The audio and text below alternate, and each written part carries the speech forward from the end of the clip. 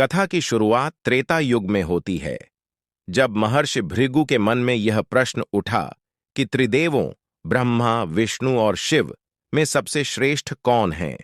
इस प्रश्न का उत्तर जानने के लिए उन्होंने तीनों देवताओं की परीक्षा लेने का निश्चय किया। सबसे पहले महर्षि भृगु ब्रह्मा जी के पास पहुंचे। वहां पहुंचकर उन्होंने ब्रह्मा जी की उपेक्षा की और उन्हें प्रणाम नहीं किया। ब्रह्मा जी अपने अपमान से क्रोधित हुए, लेकिन भृगु आर्षि उनके पुत्र होने के कारण उन्होंने अपना क्रोध नियंत्रित कर लिया।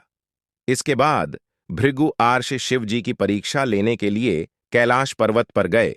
वहां उन्होंने शिव जी की उपेक्षा की, जिससे शिव जी क्रोधित हो गए और त्रिशूल उठाकर भृगु आर्षि को मारने का प्रयास किया। लेकिन माता पार्वती ने उन्हें शांत कर दिया, जिससे भृगु बच गए। अंत में भृगु आर्षि भगवान विष्णु की परीक्षा लेने वैकुंठ पहुंचे। भगवान विष्णु उस समय योग निद्रा में लेटे हुए थे।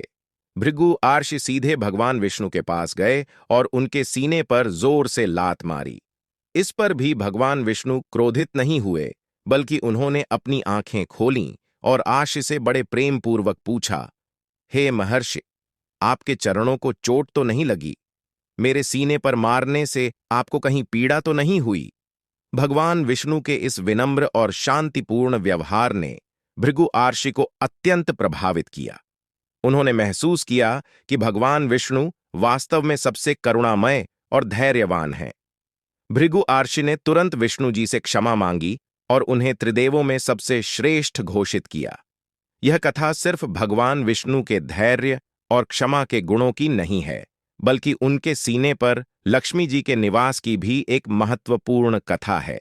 ऐसा कहा जाता है कि जब भृगु आर्षि ने विष्णु जी के सीने पर लात मारी, तो लक्ष्मी जी को बहुत दुख हुआ, क्योंकि विष्णु जी के सीने पर वे निवास करती थीं।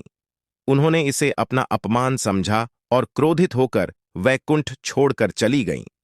लक्ष्मी जी के चले जाने से संसार में अराजकता फैल गई, क्योंकि जहां लक्ष्मी नहीं होती, वहां सुख और समृद्धि भी नहीं होती।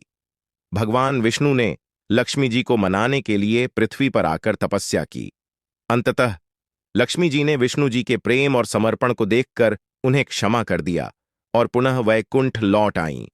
इस कथा का रहस्य यही है कि भगवान विष्णु ने अपने धैर्य और क्षमा के द्वारा न केवल भृगु आर्षि को शिक्षा दी, बल्कि यह भी सिखाया कि अहंकार और क्रोध से कुछ प्राप्त नहीं होता।